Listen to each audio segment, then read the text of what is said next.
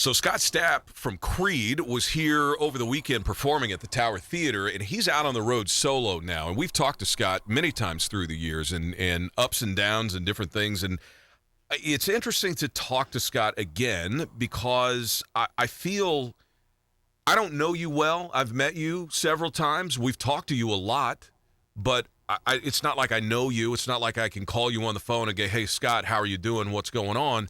But I do feel like I know you better than I would otherwise because I've gone through these ups and downs with you. We all got invested in you in the band, and then we've seen the trials and travails and the successes and the failures and things like that. And I got to tell you, I want to start by saying, and I know I told you this the last time we spoke on the phone, but I am in such admiration of you for being, instead of hiding, like all of us try and curate our life in a way that we want people to see what we want them to see. And I don't want you to see the ugliness because you might reject me if you see that ugliness.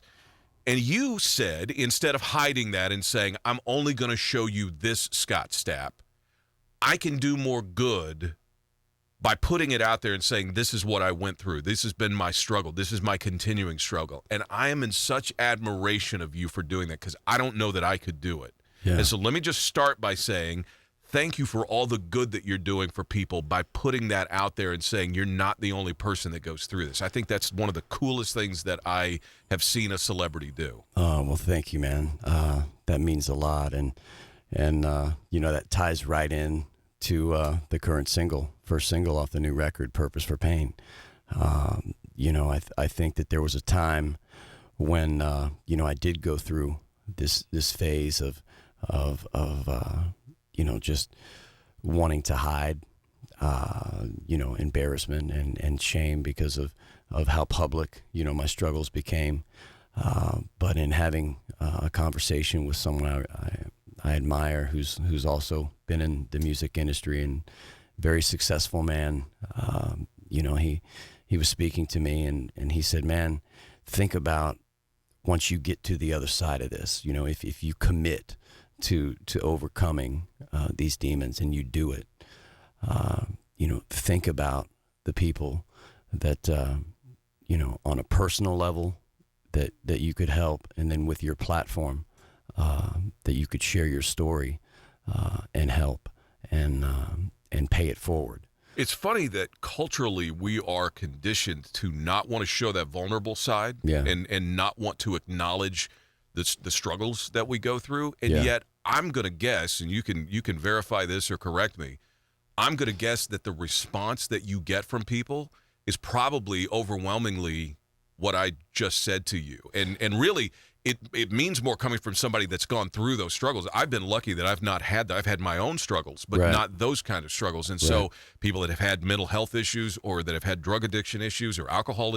issues, it's got to mean a lot to you for them to come up and not only not say, look down their nose at you like you're less than, but to come up and want to hug you and say, thank you for doing this for me. Thank you for putting those words out there. Yeah, that's been, you know, exactly what you said. That's been the response. And so many people, whether it be via social media, whether it be, you know, letters, or whether it be in meet and greets or people I meet, you know, will share their story with me, and have shared how, you know, they were inspired to get help, or you know, me sharing how I got help and what I did, and seeing and following me through it has helped them, and so that just gave a purpose. The thing we've got to be careful of is not pigeonholing you and saying that's who's, because we also have a bad habit of saying, okay, so now Scott Stapp is this guy. Well, you know, I mean, it's 24 hours at a time for me, man. Right. You know, I haven't arrived. You know, I've just put a string of 24 hours together now here and have 5 years. But, you know, it's for me, the ultimate goal is to get it back to the music, and let this be a chapter in my life that you know, it will always be a part of who I am and my story.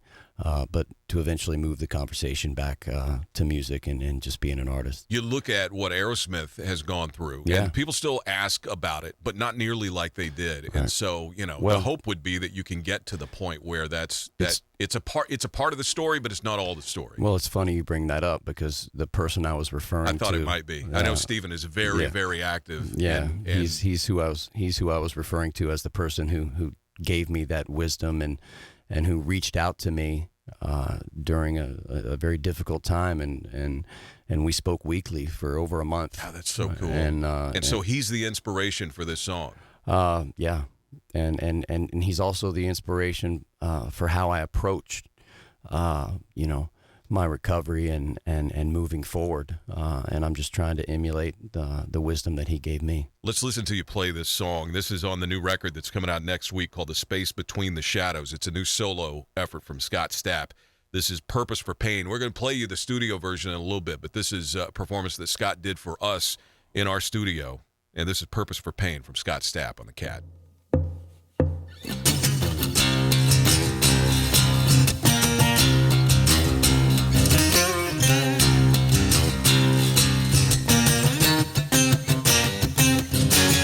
Come on.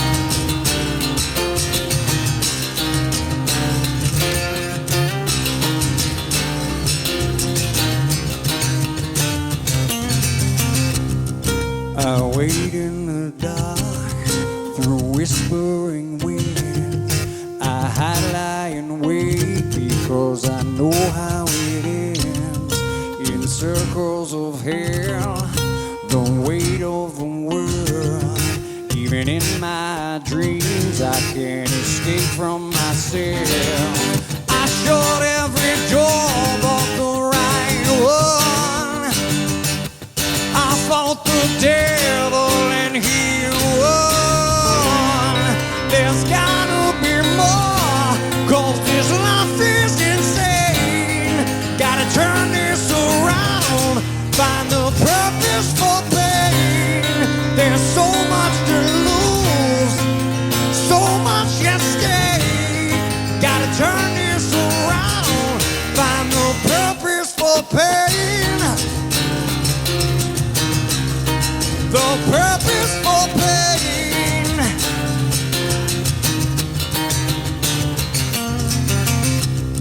Fell into the light, thrown from the abyss. Screamed so many nights, not going out like this. I shut every door but the right one. I fought the devil and he won.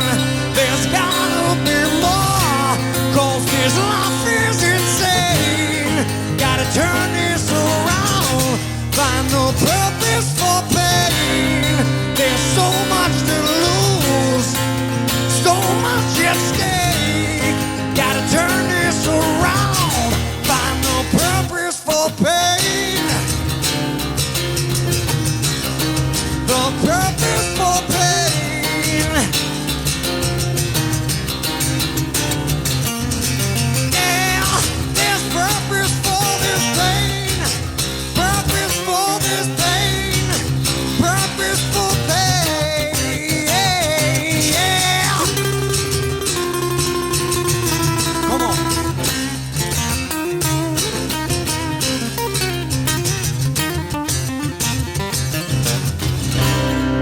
There's gotta be more, 'cause life is insane.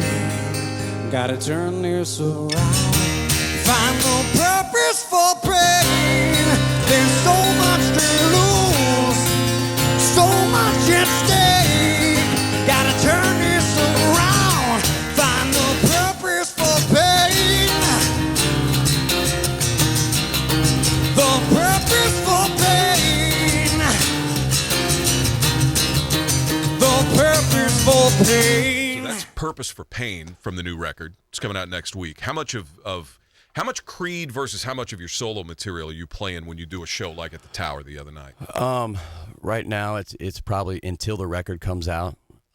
It's about 50-50. Yeah.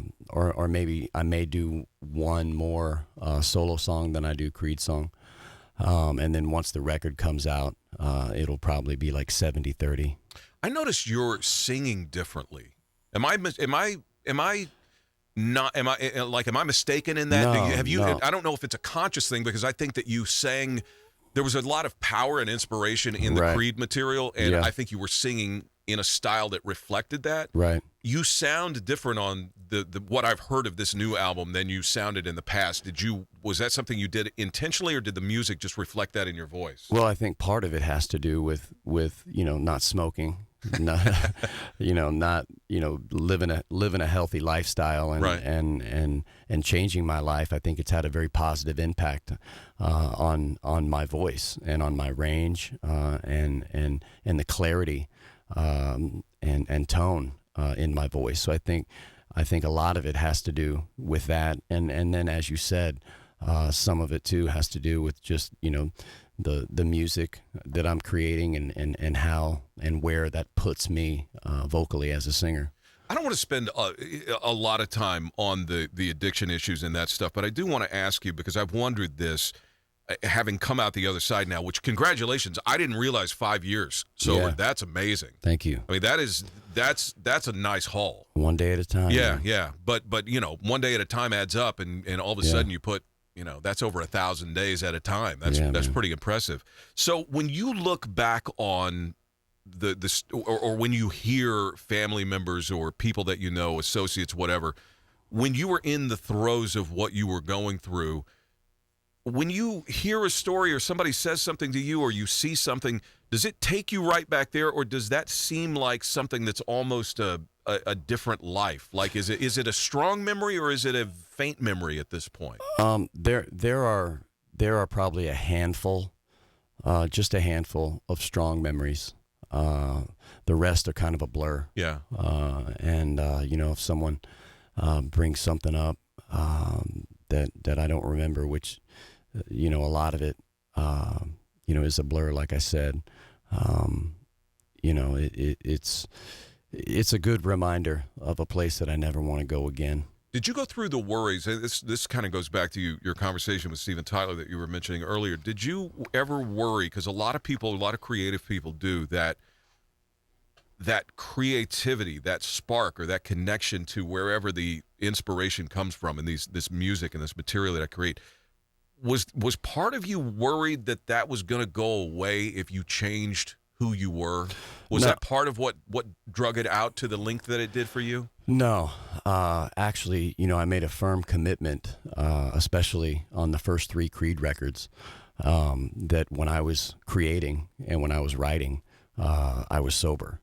And my addiction had not progressed during those first 3 albums to the point of daily use. I was still a social, drinker, couple nights a week, in moderation, and took pride in the fact that my writing and my creativity came from a place of clarity at that point, and it really didn't metastasize and turn into something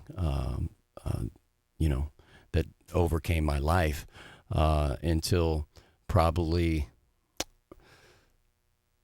it was after the Weathered album and my first onset of depression, or maybe my second, and then the self-medication started. See, that's an interesting aspect of it that I think a lot of people lose sight of, and especially people that have not been next to addiction and issues, is that connection between addiction and mental health. Yeah. And we're so bad about both of those as a society that we don't take care of either one of them. And when you put them together, which a lot of times they do go hand in hand, it's even that much worse. So the either the imbibing leads to a depression or a mental health issue, or vice versa, where the mental health issue becomes an issue, and then you're looking for any kind of relief that you can get. And so has your clarity of having dealt with what you went through led you to any sort of better mentality of dealing with that? Like, could you look at the system and say, you know what we don't do when we deal with these things and what we should do? Have you had any moments like that?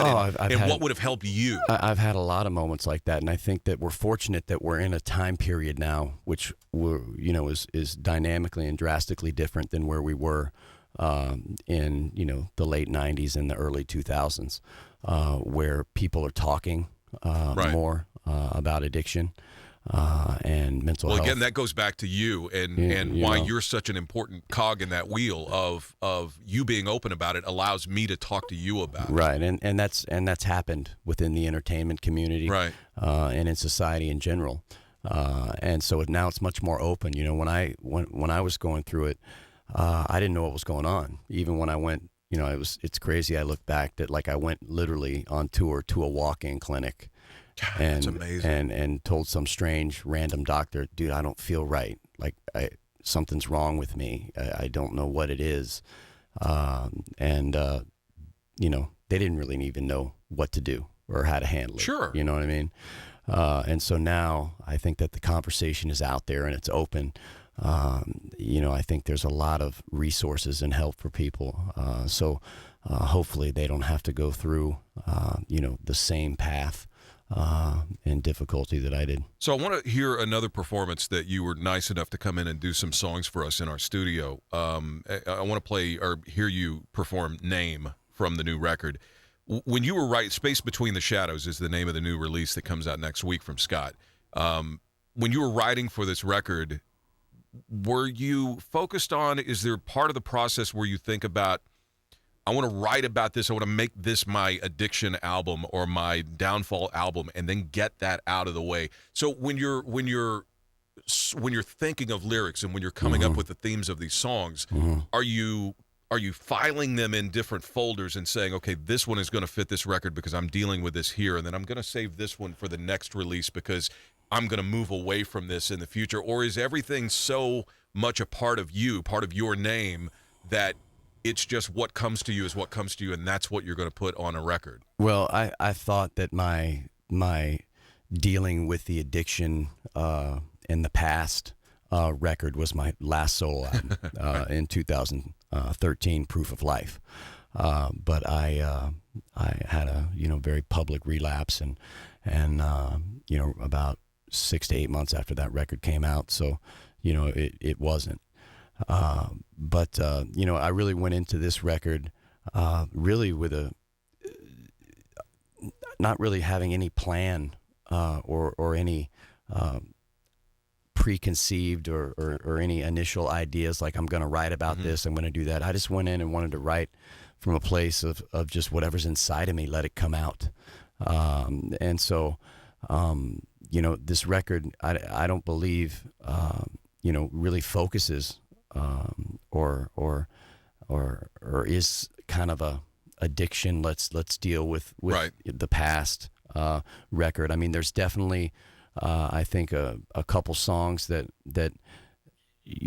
I think were born out of my reflection on that, but it's about moving forward. Well, I think the best art, the music that I respond to the most, is a true reflection of who's creating it, and that's exactly and so that's part of who you are, and right. So whether you intend it or not, there's right. probably going to be lines in future songs absolutely. that come up that you're going to go, I wonder if he's referring to that or whatever. Well, absolutely. But that works because I relate to you as an artist more than I relate to the songs that you're creating, right? And so if I feel like I know you, then I'm going to respond and I'm going to follow you wherever it is that you're going. And if you're dealing with that, or if you decide that you don't want to do it, that's cool, because I'm a fan of the guy as opposed to being a fan of this album or this album. Right. Well, I definitely think, you'll hear themes, and I think they'll follow me forever, because it's, it was a little over a decade of my life, wrapped up in that struggle. And I think I talk about it. But, I've always approached album writing from a very personal place, and I've always, bared my soul and shared my innermost thoughts and perspectives since day one. Yeah. And with this album in particular, I do that, but there's also, social commentary on this record, and it's also a journey and a story from the first song to the last song. And I know, I hear from people all the time that the people aren't listening to records anymore. Yeah, right. You know, I was going to ask you that. Single-based thing, but I don't write for that. You know, I wrote a body of work. Well, you're old school. You came up in a time when records were important, and so it's hard to break that habit. That's just what I do, man. And you know, this album was meant to be listened to and understood from the first song to the last song. It tells a story in chronological order. Well, the album is called The Space Between the Shadows. It'll be available next week for streaming or online, or you can go out and buy. I'm still an old school guy. I go buy the CD, man. Yeah, so man. I go out and get it. I get that hard product, you I guys love call it. So this is one of the songs that you will hear on that record. It's called Name, and here's Scott doing it in studio for us.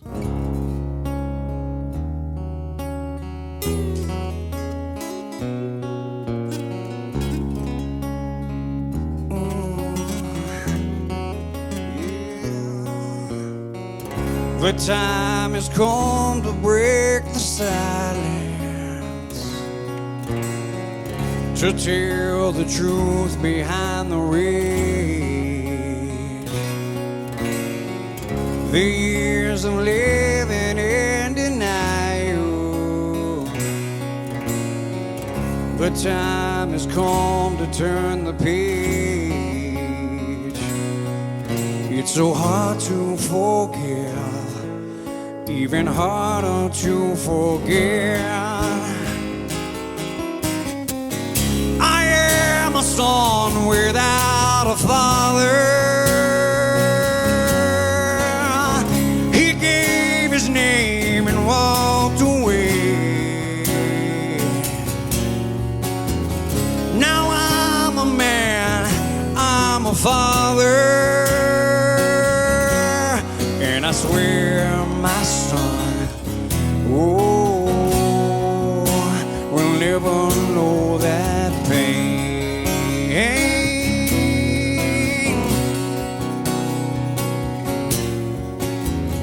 I was a child, I was abandoned,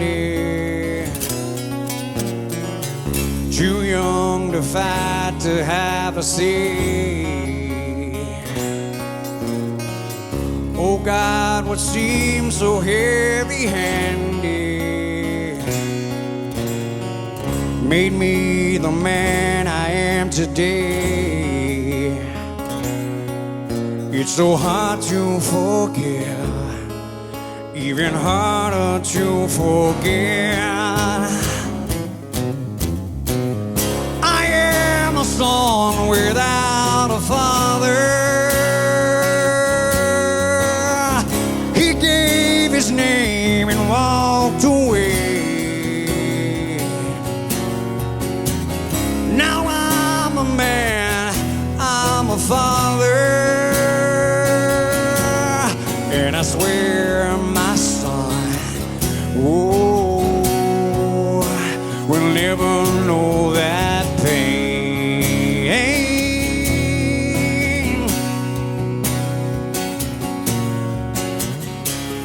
I will be the space between the shadows. I will be the light inside the sorrow. I will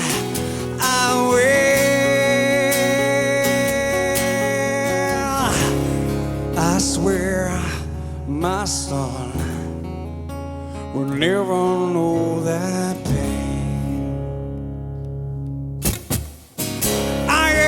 A son without a father. I am a son without a father. He gave his name and walked away. Now a father, I swear my son, oh, he will never know that, never know that, never know that pain. He will never know that, never know that, never know that pain. I swear my son will never know.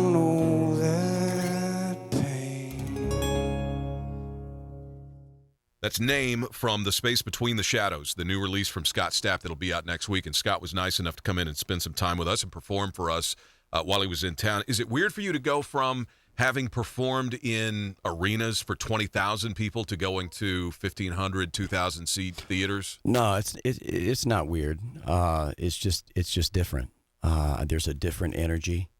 When you get 20, 30, 40,000 people, that's an energy level that you feed off of. That's almost surreal. But there is, you get some of that same energy in the room capacities you're talking about. But it's weird. I think from doing the multiple size rooms, I don't think it changes my performance. Really? Yeah. I only know one way to perform, and that's full throttle. Yeah. And with all I got. And so I try to bring that arena show in whatever to venue, the smaller venues, in whatever I'm playing. Yeah. Okay, so let's talk about the elephant in the room. Let's get to this point in let's the do interview, it. because you do it every time. I guarantee you. Let's I'm not do the it. first one, nor will I be the last Come one on. to ask you. Let's do it. So, what's the relationship with the other guys in Creed at this point? Do you guys talk? Right Have now, you mended fences? man. Right. I mean, well, we began mending fences in 2009 when we got back together and did the Full Circle album, and then toured all the way through 2012. And so the process began there, but there was still, as I said in one of the songs on that record, ash was still burning just under the skin. Mm-hmm. There was still some wounds that had to heal, and then over time, time is a great healer, and right now relationships are very positive. I mean, just a month ago, I spent an hour on the phone with Mark, just catching up, and I love Mark. and one I of my love him favorite too, guys, man. He's a great guy, man, and an amazing guitar player, and we just spent an hour, man, just talking music and family and how each other was doing, and so things are good, things are positive. Well, if you do the math, that album and tour was more than 5 years ago. So that's Yeah. why I ask is Yeah. how are the relationships, and can we hope to see Creed again?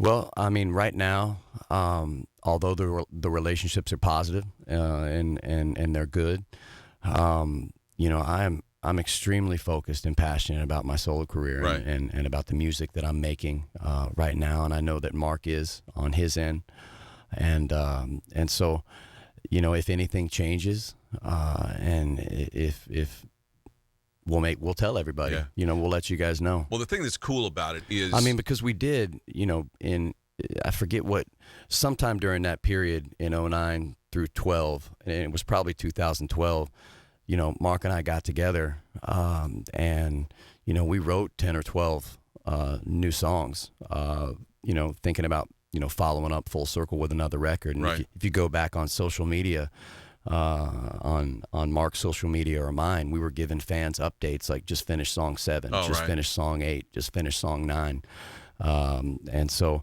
he and I are sitting on So you got an album's worth of material already there. the makings Yeah. of a record. I mean, of course, details have to be figured out, but we've got 10 to 12 songs. Ready to demo. So it's what I was going just to a say matter is, of time. I've heard people say this, and this is what's cool about now versus back in the day when you would have a band that you loved and somebody would want to do a solo project, and so they would leave the band to go do it. Like, it can't Right. coexist, one or the other. Yeah. You Well, don't they can have to go into a studio anymore. You don't have to spend all that money to record the music, and so it's a lot easier for guys to have both sides of the coin. What's funny? It's funny you bring that up about they've got to leave the band. It's funny when I see in articles and how people refer to me sometimes as former Yeah, right. Creed singer. You're still or the lead singer of ex Creed, right? Creed singer. Yeah. I will always be the lead singer of Creed. And the only person that can ever replace me as the singer for Creed is one of my children or one of Mark's children, and that's in writing, baby. Oh, really? That's amazing. That's cool. That's the way me and Mark set it up. And so the bottom line is neither Mark Phillips nor I are former members of Creed. We will always be Creed. Gotcha. Interesting. That's cool. Well, let's do a Creed song. Let's do it, man. He's going to do My Sacrifice here, and this is Scott Stapp, the new record, The Space Between the Shadows, is out next week. We're going to go back in time and get My Sacrifice from Scott Stapp / Creed on the KATT. Oh.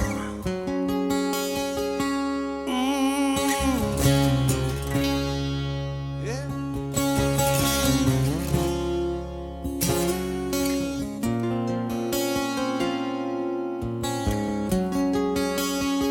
Come on.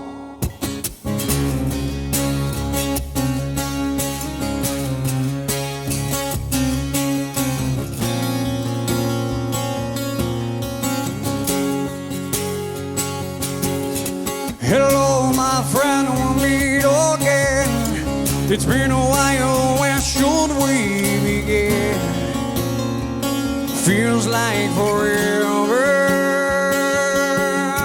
Within my heart are memories of perfect love that you gave to me. Oh, I remember, 'cause when you are with me, I'm free, I'm careless, I believe. Above the others will fly. This brings tears to my eye. My sacrifice.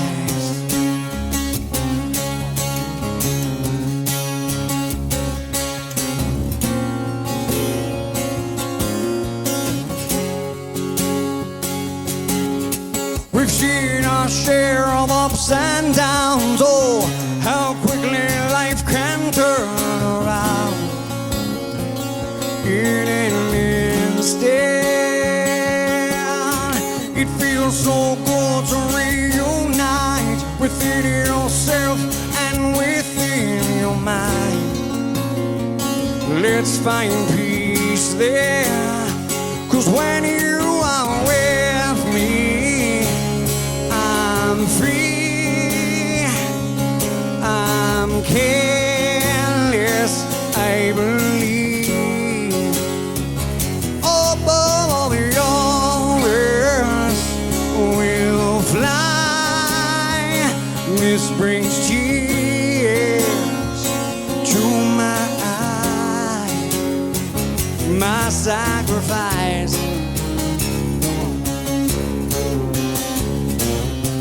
My sacrifice.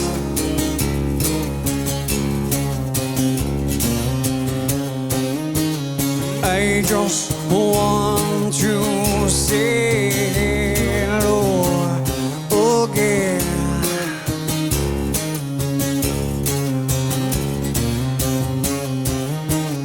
I just want to say, Lord, again.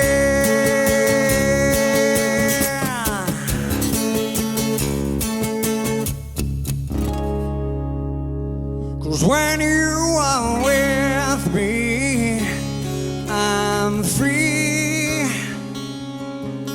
I'm careless, I believe. Above the others will fly. This brings tears to my eye. 'Cause when you are with me, I'm free, I'm careless, I believe. Above the others will fly. This brings tears to my eye. My sacrifice. My sacrifice. Come on. I just want to say, Lord, again.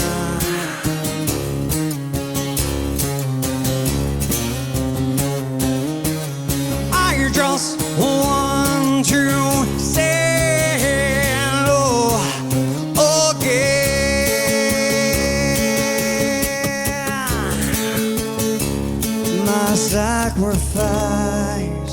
That's My Sacrifice. You recognize it. You know, it still sounds like you, man. That's what I'm saying. You sound a little bit different, but it's still you. I still know it's you. Man. I think it's cool. I like it, and I'm glad you're off the smokes. That's a good thing for you too. Well, yeah, man. And I think every singer evolves as they get older, and you know, if they take care of themselves, the good ones get better. Can become better. Right? You go listen to those old Van Morrison records, and then listen yeah. to what he's done in the last 20 years. Yeah, it's so much better. And you know, when I was younger, I didn't know how to properly sing. I had never had anyone coach me or give me any pointers.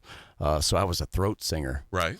And you know, over the years, I've gotten some pointers from some great teachers and you know, trying to better my craft, and so I know how to properly sing now, and I think that's made a Is that hard to difference. do, to go in and be a guy that sold millions of records and say, hey, I need you to show me how to sing because I don't really know how to sing? Well, it becomes like a necessity when you're losing your voice every night. Right. You know, when you're coming off stage and you can't speak, and then you've got to show the next day.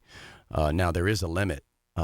Even if you have amazing technique and you're perfect, because it is a muscle and it does require rest. Right. And there's only so much each individual can do. Some people can do 5 in a row. Some people can do 3 in a row. Some people can only do 2 in a row. It just depends on your My guess is that probably changes makeup. as you get older too. Yeah, it does. Those multiple nights wind up being fewer and fewer as you get older. Yeah, you're right.